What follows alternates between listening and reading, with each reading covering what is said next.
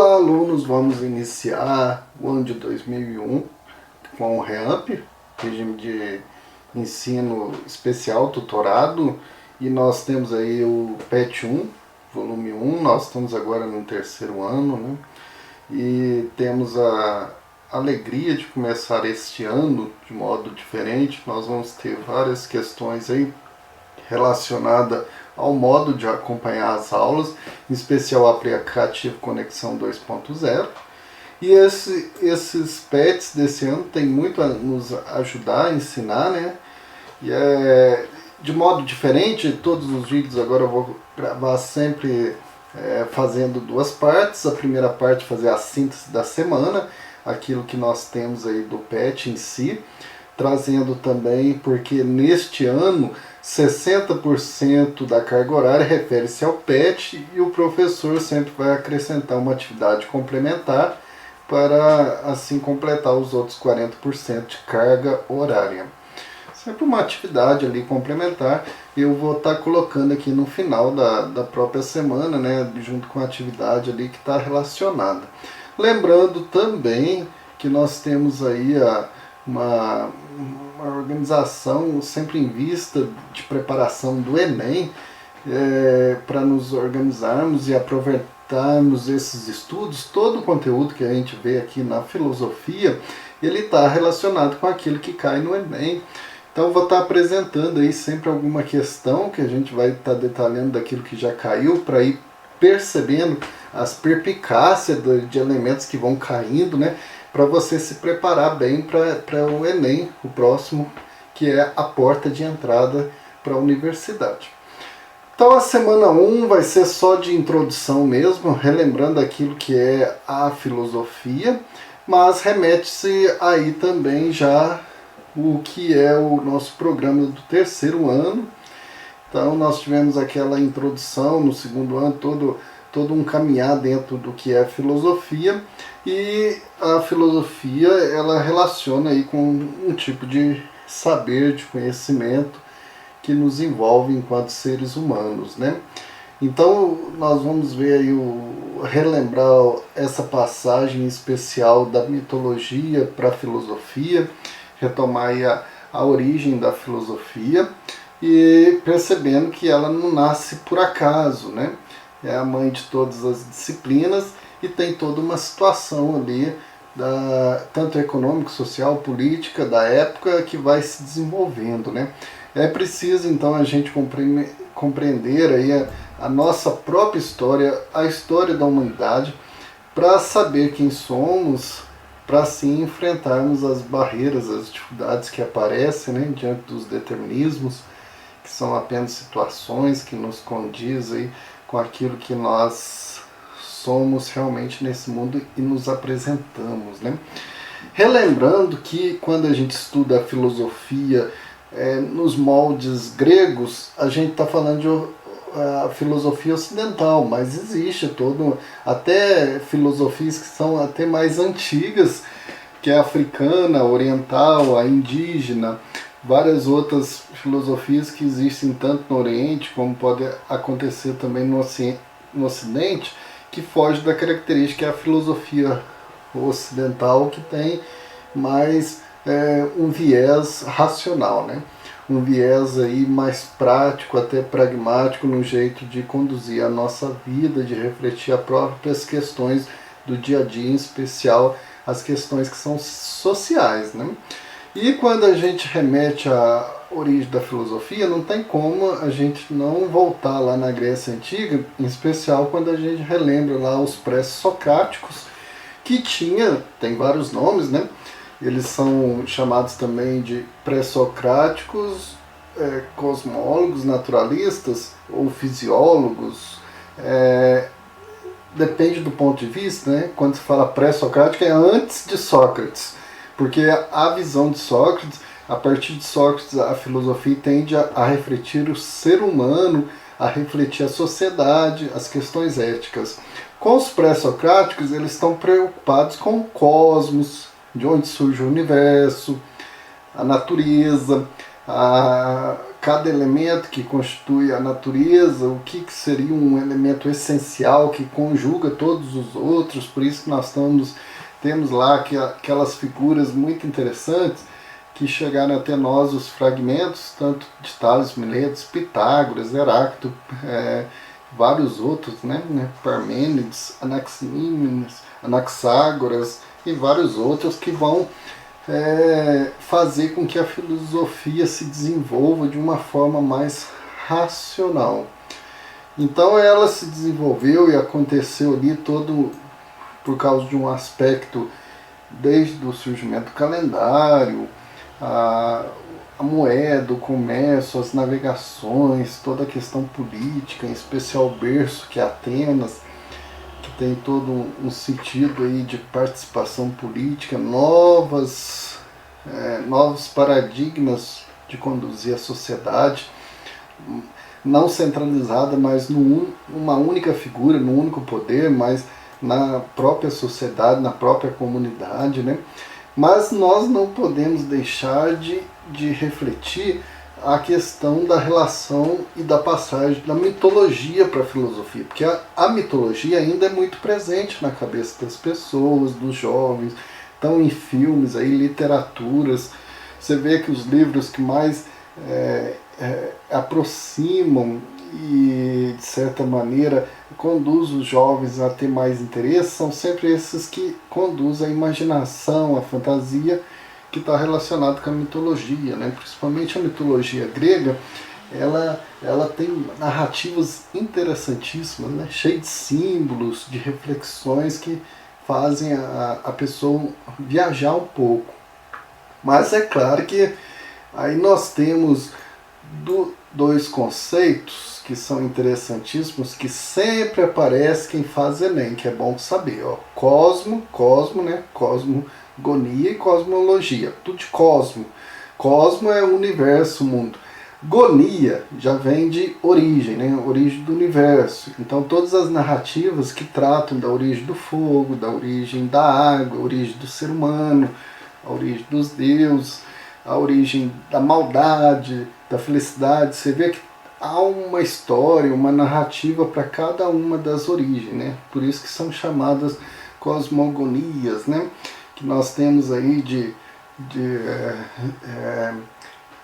nós temos duas grandes cosmogonias que são muito sempre de Hesíodo, uma de Hesíodo, a outra de Homero. São duas que retratam a história, né, as narrativas dos deuses gregos, né? E elas são muito interessantes, que são aí a base da nossa literatura ocidental. Sempre tem esse lado místico aí, mais sobrenatural. E temos a cosmologia, que é o estudo, logia e estudo, né? Então nós temos filósofo, tem sociologia e vários outros, quando termina com logia, o estudo, né? Estudo do universo, do mundo. É um estudo mais racional, que perpassa por um esquema mais, de certa maneira, um esquema mais de passo a passo, né? Mais sistemático. Então obedece uma certa lógica para investigar o que é o ser humano. E a gente tem aí, então, como personagens iniciais nesse sentido, os pré-socráticos que vão fazendo isso. Eles não vão mais, para explicar o fogo, a origem de alguma coisa, não vão mais recorrer àquelas narrativas, às histórias míticas. Agora eles vão observar mesmo as coisas, os universos, né? E tem várias histórias até interessantíssimas, algumas até cômicas, outras mais dramáticas, de cada um deles, que é interessante a gente estar tendo essa curiosidade para saber a origem de todo o contexto do estudo da filosofia. E nesse sentido nós temos aí um elemento para entender os pré-socráticos, um conceito, né? Na parte 2 eu vou detalhar os 4 conceitos principais, que é physis, cosmos, logos e arché. Arché é o princípio, o início.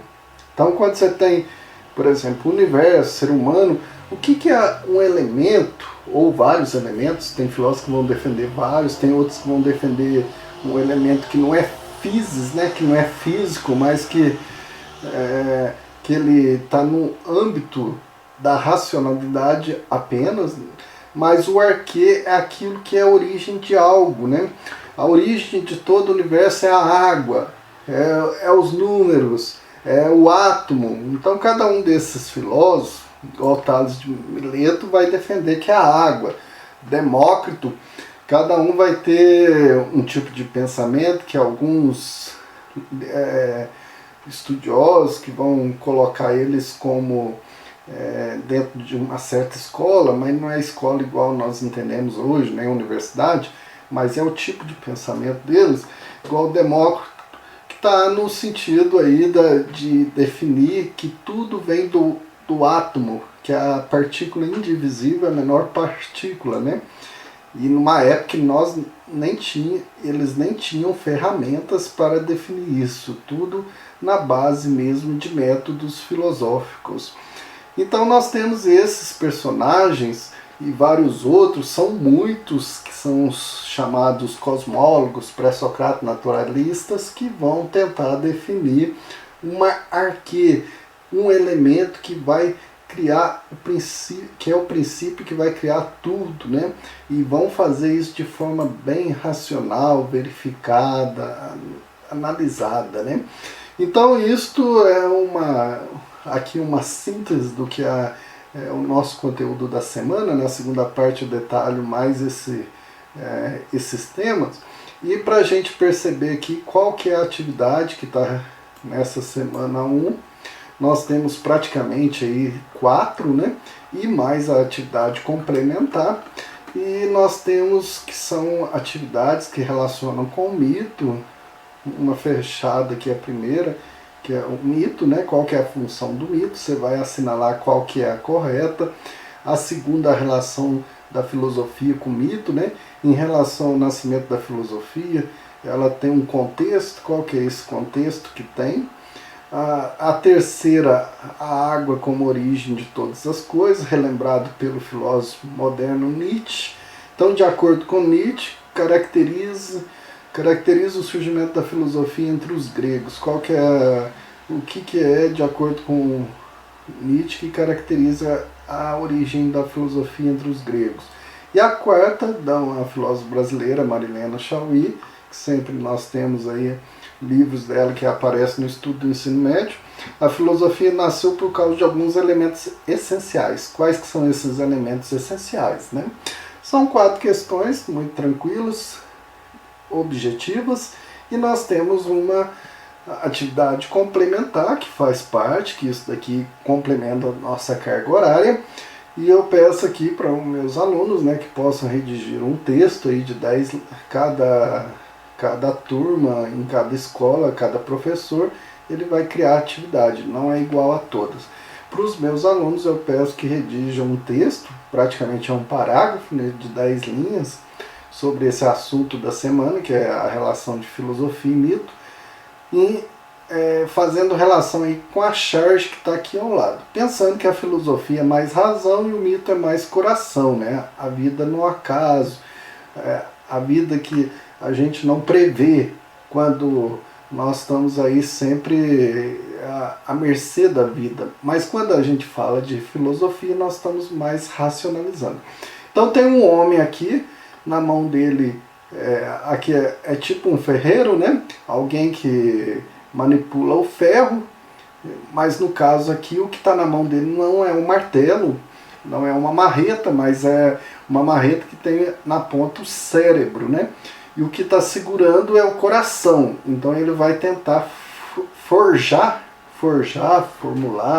conduzir o coração de uma maneira mais racional. Isso é muito interessante, que a charge, que muitas vezes aparece muito no Enem também, e a gente tem que treinar a fazer isso, a poder interpretar, e charge tanto charge, tirinha, elas têm muitos símbolos e a gente tem que perceber os elementos que constituem esses símbolos. Então a gente vê que o coração está quente, né? Quando o coração está em movimento, a pessoa que age muito pelo senso comum, ou pelas emoções, ou que age muito pelo coração, então é preciso que o cérebro possa direcionar um pouco o coração, ele possa tomar controle, né? A pessoa que faz filosofia, então, não é que ela vai... tem um sentido muito moderno, né, de valorizar muita razão e desvalorizar as emoções, os sentidos. Isso era na modernidade, ou até mesmo em outras épocas. Na contemporaneidade, a importância do coração, das emoções, dos sentidos é de suprema importância para definir o que é o ser humano. Mas quando a pessoa é muito emocional, muito de coração, é preciso que o cérebro forje um pouco, né? O que é forjar? Quando nós estamos aí, o ferreiro vai fazer isso, ele tem uma peça que está toda deformada, ou uma peça que ele quer transformar ela. Então uma peça que é uma barra, por exemplo, transformar numa espada, numa ferramenta útil, né? Então o cérebro fazer com que o coração seja mais útil e não se descontrole tanto para não conduzir as pessoas a cometerem erros. Então essa daí é a nossa semana 1, com as atividades aí 4 objetivas e essa complementar. Bons estudos e fiquem aí para a nossa segunda parte do vídeo para estudarmos e prepararmos para o Enem. Lembrando que todos esses assuntos, então não deixe para a última hora, tudo isso que você está fazendo, toda essa dedicação sua, vendo vídeo, estudando, lendo, você está se preparando para o seu futuro. Você não está perdendo tempo, é formação. Bons estudos!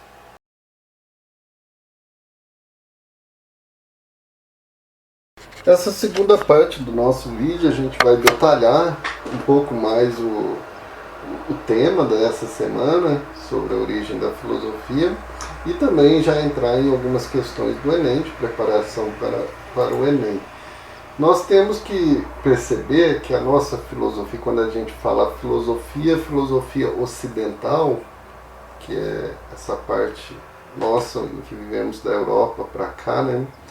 E ela tem essa origem lá na Grécia, mas nós temos estudos de filosofias tanto egípcia, africana, muito mais antigas, que têm outras características.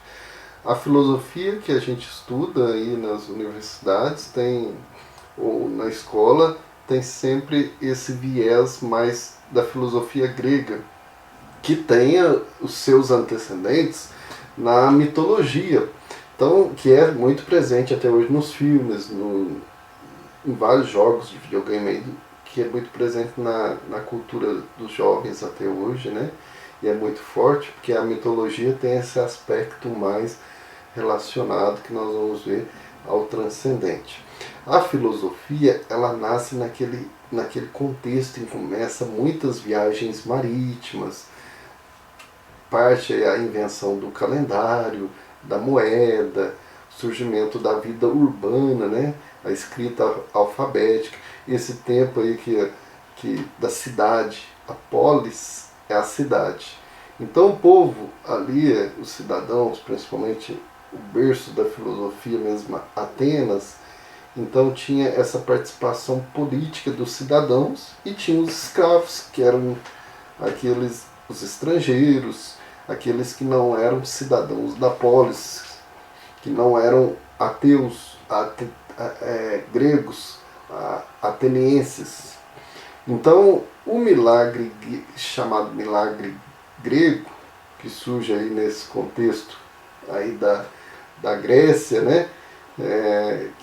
Que não há nenhum precedente, porque todos esses elementos aí que são favoráveis ao surgimento da filosofia vêm em contraposição àquilo que era do oriental, né?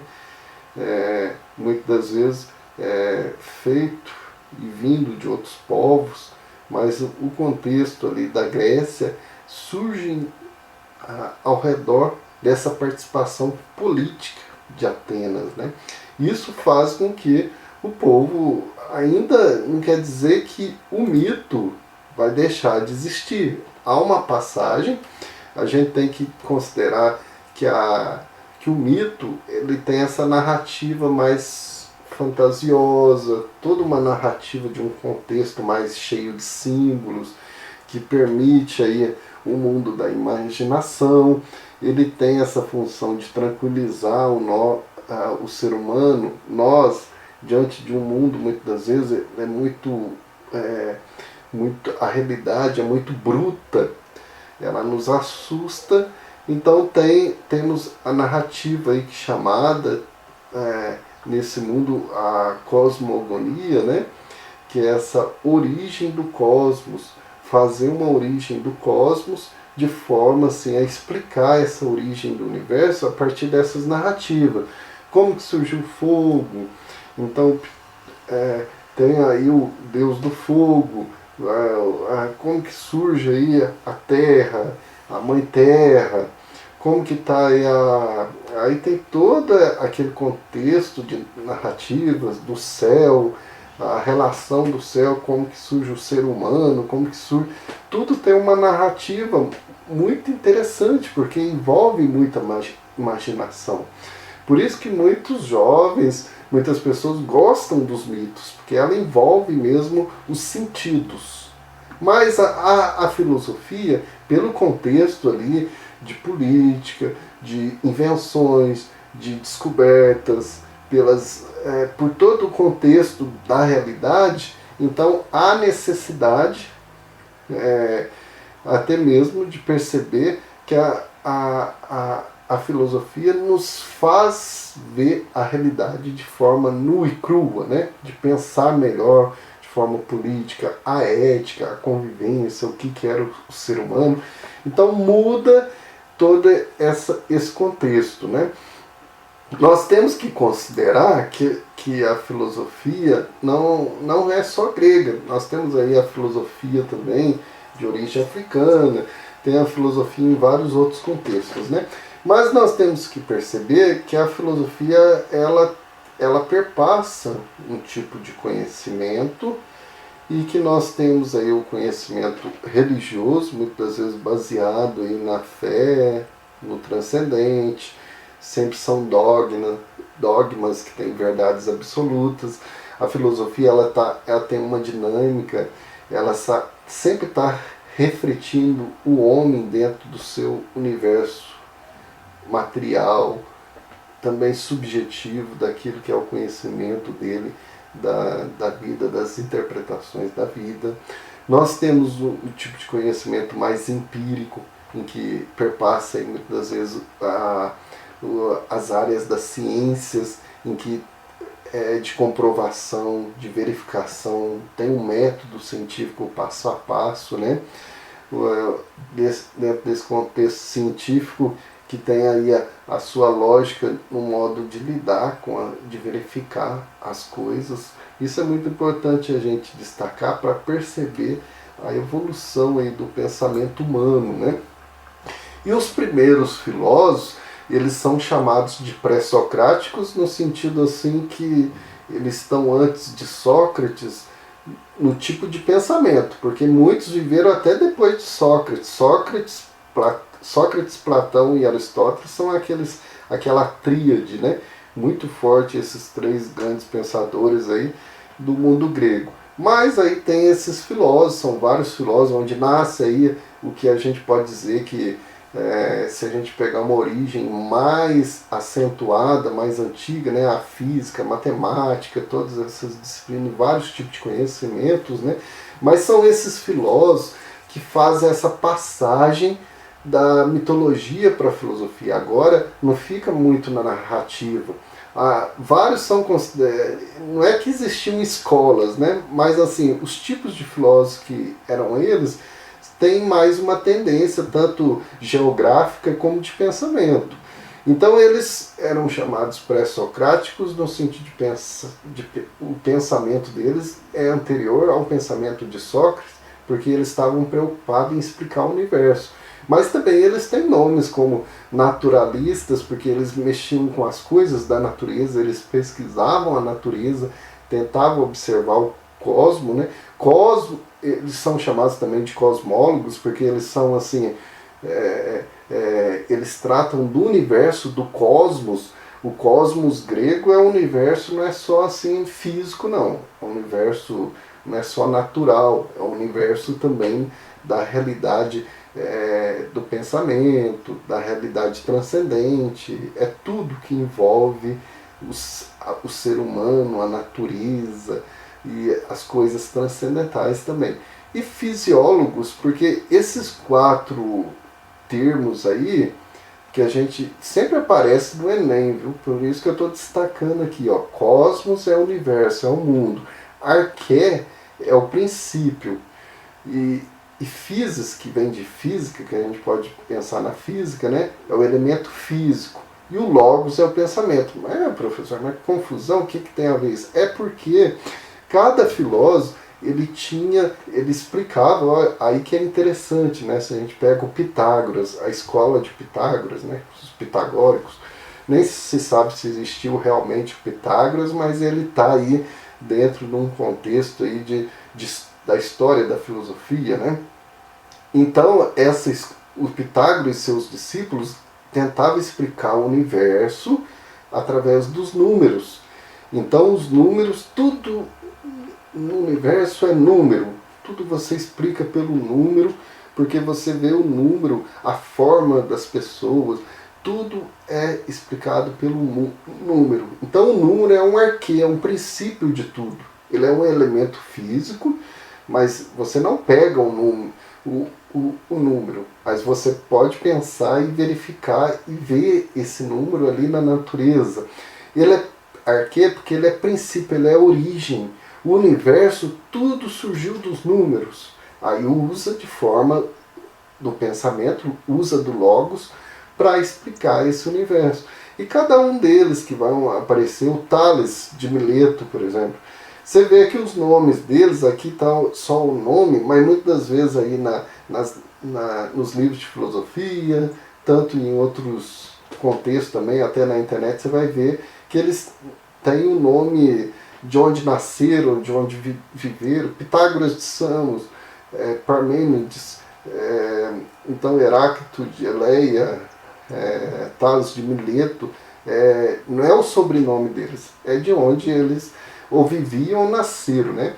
Então você vê o Tales, ele pega a água, só que tem uma explicação, toda uma explicação lógica para isso. Tudo surge da água. Você vê que a pessoa, o tempo todo, ela está envolvida a água faz parte do ser humano, faz parte da vida, desde quando nasce até quando morre.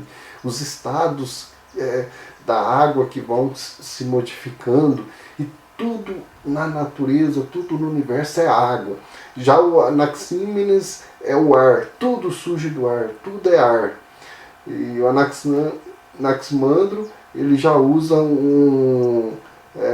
uma explicação mais assim, até mesmo não objetiva, mais subjetiva, de que existe um apeiron, um elemento que não é visível, mas que é ilimitado, é indeterminado.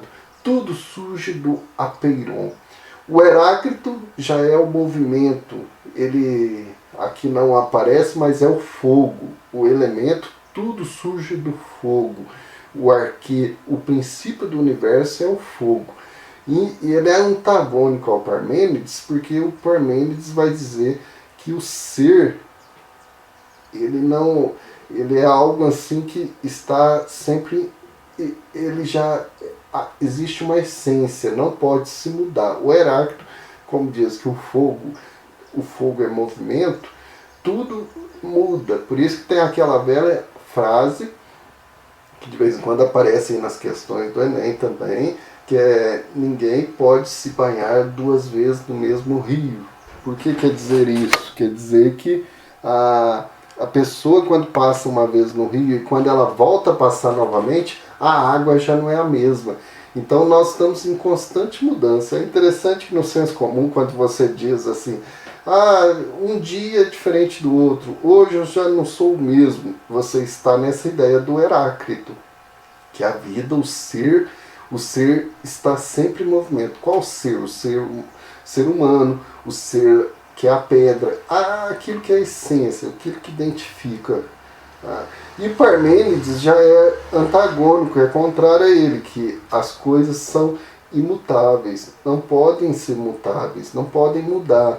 O ser, ele não transforma. Então a essência, quando eu falo assim, eu mudo, é interessante que acaba que aparece esse pensamento desse filósofo no dia a dia nosso. Quando eu falo que você não me conhece, você pode pensar agora que meus cabelos caíram, eu sou um pouco diferente, fiquei mais velho, mas a minha essência é a mesma. Ela não muda. Você está indo no pensamento de Parmênides. Você está em consonância com o pensamento de Parmênides, que vai dizer que o ser, ele não muda. A essência, as características que são essenciais de um ser não mudam. Já contrário a isso, a Parmênides, a Heráclito, né, que diz que tudo muda. Então, aqui são detalhes que, por mais que talvez a gente não ache interessante, mas quando a gente vai estudar, e olha que eu estou detalhando, e interessante que não é tanto detalhe, porque se a gente pegar cada um deles, a gente vai ver a explicação tanto da vida como do estudo, aquilo que chegaram até nós, os fragmentos, né? Porque não existem livros desses personagens, porque existem fragmentos que foram perpassando aí, que permaneceram, porque muita coisa se perdeu, né?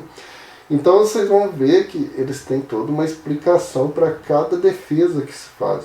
E é importante a gente perceber isto, porque sempre aparece no Enem, destacando algum desses filósofos. Quando aparece uma questão dos pré-socráticos, pode saber que vai fazer perpassar aí esses conceitos, cosmo, arquê, phys e logos, né? E nós temos também a chamada escola pluralista, porque de vários, porque tem esses que nós vimos, que são os monistas, né? Aqueles que um elemento só. Monista é de mono, de uno, um elemento só. Então você vê que cada um deles defende que o universo saiu de um elemento. Agora os pluralistas, eles já envolvem outros elementos, né? Que vão se interrelacionando. Então o Anaxágoras, então o arquê, qual que é o princípio do arquê? É o conceito que a realidade é composta de pequenos elementos chamados homeomerias. Então são vários elementos que vão fazendo com que surja o universo. Já Demócrito e Leucipo, os chamados atomistas, é daqui que, olha, interessantes. Lá no século VI, VII, pensadores já identificavam o átomo, não visivelmente, mas enquanto conceito, né? Átomo é o menor elemento que não pode ser divisível. E o universo é criado por muitos átomos que vão se relacionando entre eles.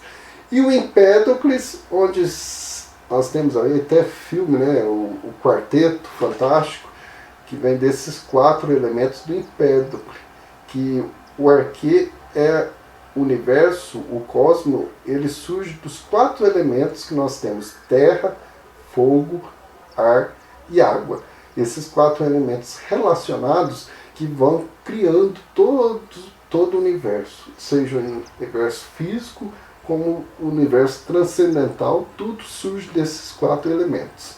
Então vocês veem que aqui eu passei, e tem alguns outros que aparecem também na literatura aí, da filosofia, mas os mais importantes que sempre aparecem no Enem são esses, né? Então, também no texto é importante a gente perceber a relação do senso comum e do senso crítico. Então nós temos aí os ditados, né? Não é ditadores, não, ditados populares, que apareceu um erro aí, porque os ditados populares são coisas que vêm da tradição. Então o senso comum, ele não é... A pessoa que vive no senso comum não quer dizer que ela é contrária ao senso crítico, não. O senso comum é nosso primeiro conhecimento, é aquilo que a gente vivencia na vida. E a gente precisa dar um passo a mais. Nós precisamos entrar aí no universo da filosofia, que é entrar na dinâmica, nos textos, pesquisar um pouco mais, aprofundar nesse sentido de saber ler um texto filosófico. Por quê? Porque aí eu vou mostrar agora para vocês uma questão que apareceu do ano passado, do Enem do ano passado. Essa é até pequena, né? São 2 textos, mas você vê que são textos muito pequenos. Um tipo, o primeiro texto, um tipo poético, de poesia mesmo, e o segundo, do Merleau-Ponty, que é filósofo, é um parágrafo muito pequeno, mas que a gente precisa ter essa noção de saber interpretar, né? Então nós vamos ver aí o texto 1. Os meus pensamentos são todos sensações. Penso com os olhos e com os ouvidos, e com as mãos e os pés, e com o nariz e a boca. É aquilo que é da sensação, dos sentidos, né? Então você vê que chamado um texto, né? Mas uma pequena poesia que relaciona com as nossas sensações, nossos sentidos. E depois um parágrafo do texto 2, que é do Merleau-Ponty, que é um filósofo da fenomenologia da percepção, que é o livro dele. Tudo aquilo que sei do mundo, mesmo por ciência, eu sei a partir de uma visão minha, ou de uma experiência do mundo sem a qual os símbolos da ciência não poderiam dizer nada. O que quer dizer isso? Que eu conheço o mundo, mesmo que seja usando ciência, mas a partir de uma experiência, de uma visão minha do mundo, daquilo que os meus sentidos apreendem. Então você vê que o texto 1 e o 2, eles têm relação aí, sempre usando o mesmo sentido. Agora vamos ver para o enunciado, o que está falando o enunciado e o que é a resposta, né? Então aquilo que eu comentei, que tem uma relação aí, já estou falando direto na resposta, né? Mas vamos perceber, porque o Enem, a gente tem que, nessas questões que eu vou sempre trazer, para a gente perceber como analisar essas questões de forma aí no contexto da filosofia, e não é só saber a resposta, mas saber por que chegou naquela resposta, né? Então nós temos 2 pequenos textos. O enunciado é assim: os textos mostram-se alinhados, ou seja, eles têm uma equiparância aí, estão juntos, né? Há um entendimento acerca da ideia do conhecimento. Então, numa perspectiva que ampara o quê? A gente viu que o conhecimento das sensações, né? Aquilo que o corpo nosso ele pode perceber da realidade. Aí nós temos aí a anterioridade da razão no domínio cognitivo. Nossa, que resposta mais... que a gente tem que perceber esses termos, porque na hora lá, quando a gente vai responder as questões, elas nos confundem. Então, anterioridade da razão no domínio da cognitivo. É anterior, então o texto está anterior da razão, mas ao mesmo tempo domínio cognitivo é a própria racionalidade, a própria forma nossa de pensar. Mas não está, isso é questão racional. Mas ali não está falando nada de razão, está falando do corpo, da percepção, dos sentidos, né? Confirmação da existência de saberes inatos. Olha só, porque aqui nós temos uma questão que faz essa relação de contraposição entre aquilo que é o conhecimento, que está no nosso pensamento, e aquilo que é o corpo. E saberes inatos é o que já está em nós, que nasce conosco. Inato é que já nasce conosco. É aquilo que já faz parte do nosso pensamento. É um conhecimento já que é a priori. E ali não está falando disso, está falando do corpo. Então você vê aqui a letra C, que é a resposta certa, valorização do corpo na apreensão da realidade. Então há uma valorização, tanto no texto 1 como no texto 2, que demonstra a relação deles, a percepção da realidade que se dá através dos sentidos do corpo. Então os fenômenos são apreendidos pelo corpo, como defendido aí por Merleau-Ponty e lá na poesia também, né? Então nós estamos vendo ali que há uma percepção do mundo pelo corpo. Aí na verificabilidade de proposições no campo da lógica, vai de novo no pensamento. Possibilidade de contemplação de verdades atemporais, que fora do tempo, né? Verdades que estão aí também fora do tempo e que perpassam o pensamento. Então você vê todas as quatro, sem ser a C, tratam, é só você perceber os termos, né? Termos que relacionam. Você tem que perceber, a questão ela está falando do corpo, das sensações, dos sentidos. E as outras quatro respostas, A, B, D e E, estão relacionados com o pensamento. Então você já percebe que há uma contraposição aí, que é a questão daquilo que seria racionalidade e empiria, né? Que seria a experiência do corpo, a nossa relação no mundo com o corpo. E as outras respostas estão diretamente relacionadas com o pensamento. Mas a gente tem que perceber que o estudante que não gosta, assim, de repente ver esses detalhes, chega na hora lá, aparecem esses termos, e esses termos que pegam você na dúvida, quando você não tem essa preparação. Beleza? Então nós temos aí, a gente indica aí um filme, quem tem interesse, né? O Show de Truman é muito interessante, do Jim Carrey. Já assisti várias vezes, já passei para os alunos.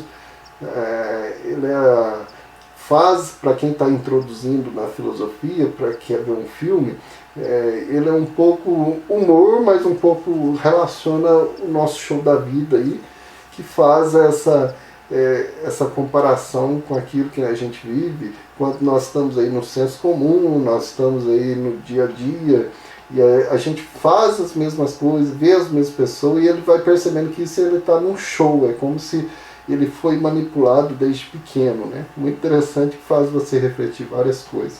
É um filme que a gente indica e mostra aí. Então nós finalizamos essa nossa aula e deixamos aí a dica de aprofundamento para poder sempre buscar mais, tá junto com a gente. A gente pede que você se inscreva aí, deixe seu like e nos acompanhe aí sempre nas aulas também. E no próximo vídeo a gente vai fazer a correção então daquelas atividades.